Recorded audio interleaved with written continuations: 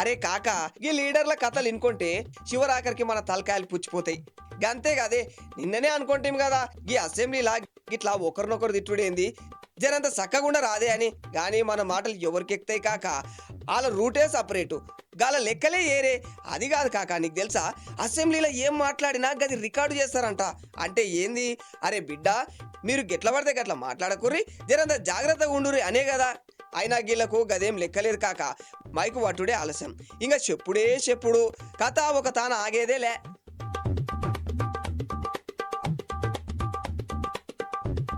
అసెంబ్లీలాగా CM Revanth sir మాటల్లా హరీష్ రావుని target చేసిండు. ఈ హరీష్ అన్న జాతకం చూపించుకోవాలే కాక, గట్ల తిరిగి గిట్ల తిరిగి మళ్ళీ హరీష్ సార్ కాడికే అచ్చి ఆగుతుండ్రు. పాపం ఈ మనిషే దొరకబట్టిండు. మొన్నటికి మొన్న మన కవితక్క హరీష్ సార్ ని మస్త్ అన్నింది. కారు పార్టీ గరాజుకు పోయేకే ఈ పెద్ద మనిషే కారణం అనేసే ఎన్నెన్ని తూర్లు జనాలకి చెప్పిందో అక్క. నిజం కథ దేవునికి తెలుసు, గది పక్కన పెట్టు. ఇప్పుడైతే హరీష్ సార్ ఇజ్జతు వీళ్ళు తీస్తున్నారు కదా కాక. సరే, కవితక్క వాళ్ళింటి ఆడబిడ్డ, వాళ్ళు మస్తు అనుకుంటారు, మళ్ళీ చల్లబడినాక కలుస్తారు అనుకోవచ్చు. మరి ఈ సీఎం సార్ కూడా హరీష్ సార్ని అనబట్టి మరి దీనికేమనాలి?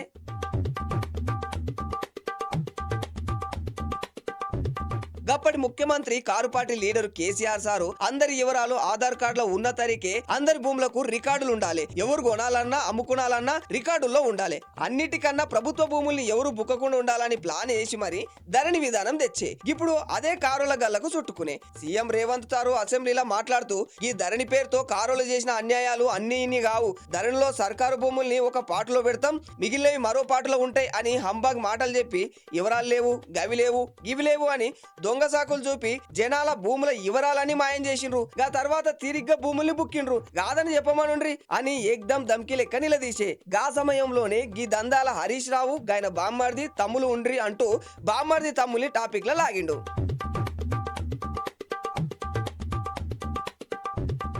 సీఎం సారు గిట్లా అనగానే అసెంబ్లీ ఆగామాగం కాబట్టి రికార్డు అవుతుందన్నా ఇంకోకుండా ఎంత దోస్తే కానీ మాటలు అనేడేనా అని సీఎం సారు మీద ఇరుసుకుపడ్డారు.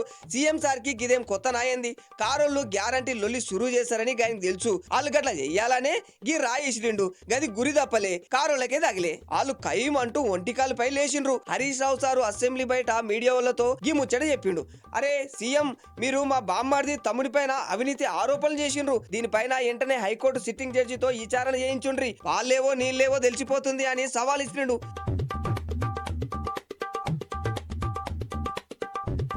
తమ్ముడు బామ్మర్ది దాకా లాగినాక ఇంకా హరీష్ సారు ఎందుకు కూరుకుంటాడు? గాయన సీఎం తమ్ముడు బామ్మర్దిని లాగిండు, మళ్ళా వాళ్ళపైన అవినీతి ఆరోపణలు ఉన్నాయి కదా, వాళ్ళపైన కూడా విచారణ చేయించు మళ్ళా సీఎం గారు అనిండు. గంతటితో ఆగకుండా నీవు మంత్రి పొంగులేటి ఇద్దరి మధ్యన మస్తు భూ వ్యవహారాలున్నాయి, పొంగులేటిని కాపాడేందుకే మమ్మల్ని అనుడు షురు చేసినావు అని హరీష్ అన్న వేసుకొనిండు. గిట్లుంటది వాళ్ళ తోని కథ. ఇవాళ గిదే ముచ్చట కాక, మళ్ళీ రేపు కలుస్తా మరో ముచ్చట పట్టుకొచ్చి. గంత దాకా బాయ్ బాయ్.